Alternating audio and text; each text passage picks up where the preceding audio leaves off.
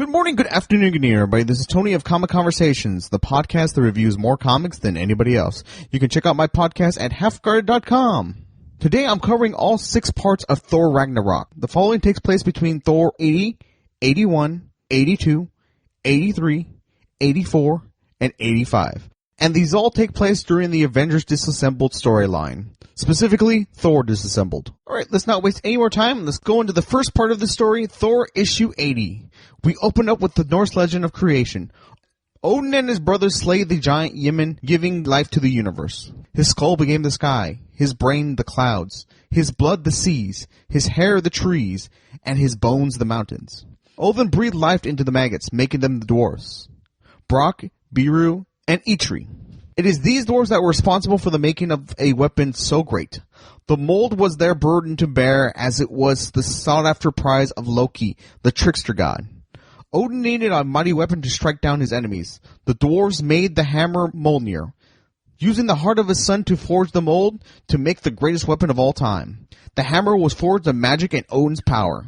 No world capable of forging, the cosmos themselves would help create the weapon. Creating the mold and weapon nearly killed the dwarf and sent chunks of fire across the universe, killing many in the process. Only the death of a son and a planet were strong enough to forge Mjolnir. With the hammer, Odin defeated many of his enemies, including the giant Lafli. Defeated, left his son Loki without a father.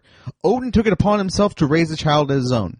Odin favored his actual son over Loki and trusted him with Mjolnir. The jealousy would help forge Loki into what he is today, the bane of the gods. The dwarves seek to get rid of the mold. Word that it would fall into Loki's wicked hands, they attempted to throw it into the great void from whence the universe came. Even though the mold could not be used to make a Mjolnir because it did not possess Odin's blessings, it could be used to create numerous weapons that could rival Mjolnir's strength. In attempting to rid of the mold, the dwarves dropped the mold into a river. The mold, still very hot, was able to dry up the river upon contact. With Odin no longer among the living, Loki would make his move. A month later, the gods and dwarves would be shown paying tribute to the dwarves. Eitri and his brothers who had recently passed on. The gods would hear the rumbling of thunder. Is it from the grief of the dwarves?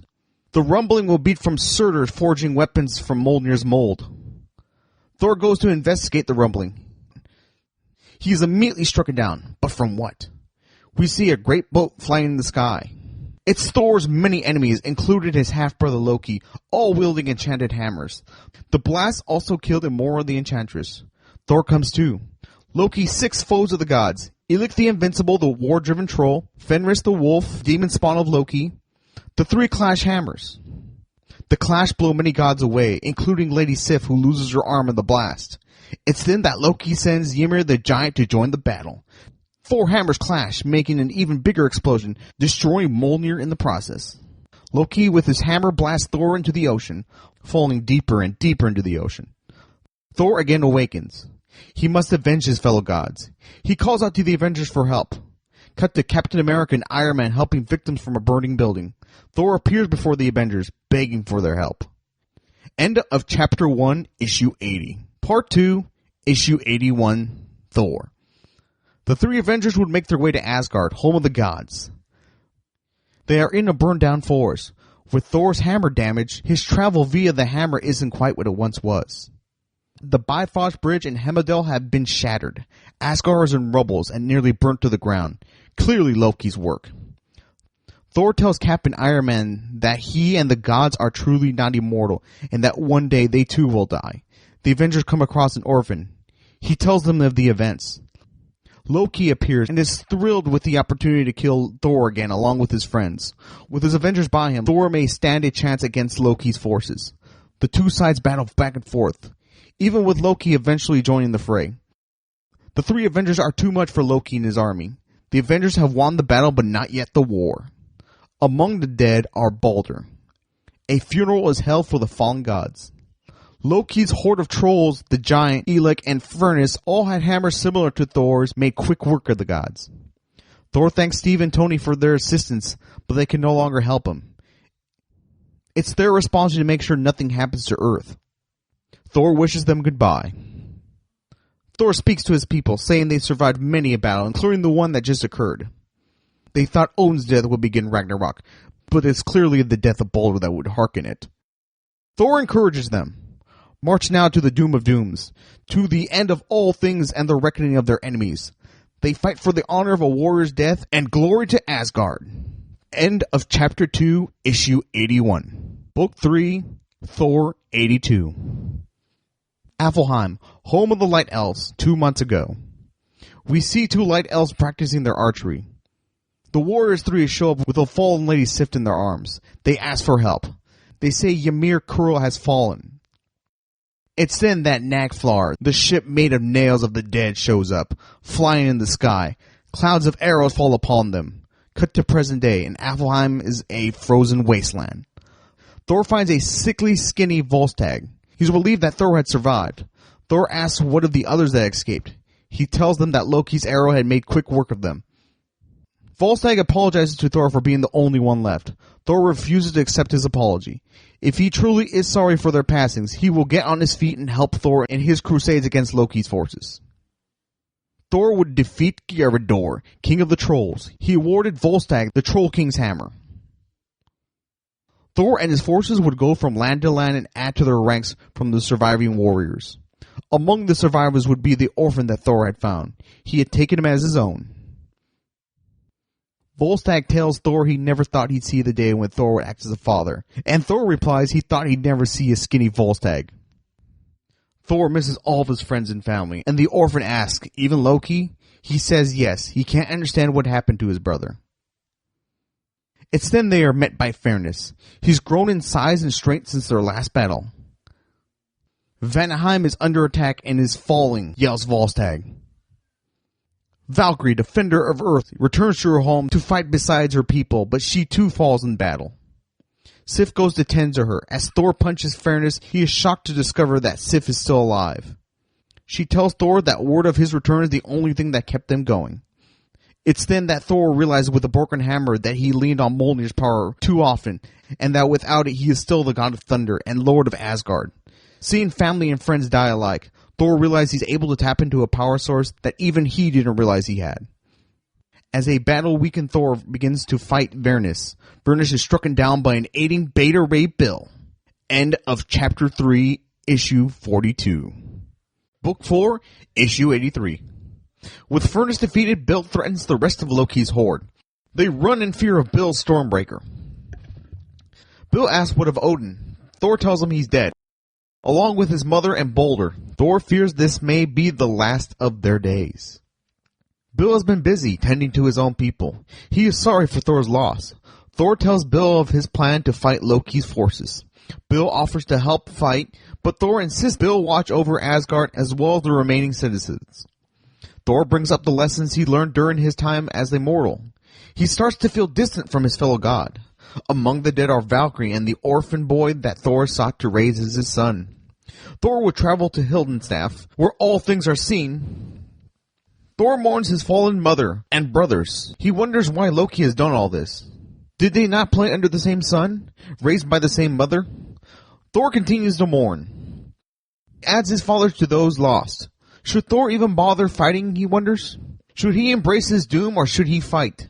It's then that Thor is visited by a spirit. The spirit has taken the shape of the fallen orphan. The spirit tells him to see with his heart, not his eyes. The spirit is the Odin Force. Thor had once had the Odin Force, but it left him. Thor comes seeking its wisdom, but asks why it left him. The spirit tells him he was not yet ready.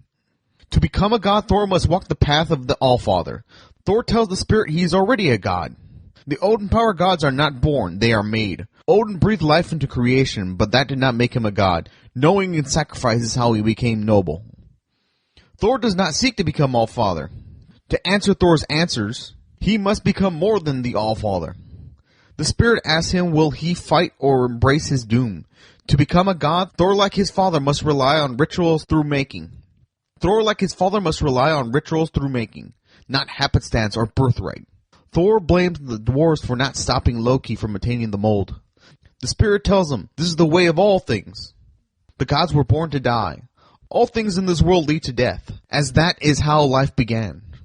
See, from the death of Ymir, the life of man began. Thor goes to the well of Mimir. The well is dry with Mimir long dead. The The spirit tells him that the well was also dry for his father. The well does not give wisdom. The wisdom comes from ritual and sacrifice. Hoping to repeat Odin's success, Thor plucks out his eye. The well is still dry. The spirit tells him he has sacrificed nothing. Odin has already made that sacrifice. It's then that Thor gouges out his other eye and sacrifices it to the well. Now blind, the well overflows with water. Thor drinks of the well's water. He can now see the wisdom of the past. Ymir, the cosmic giant, was the first being. With his death, the world, man, and the golden gods were created. Ragnarok is simply part of a never-ending cycle of death and creation.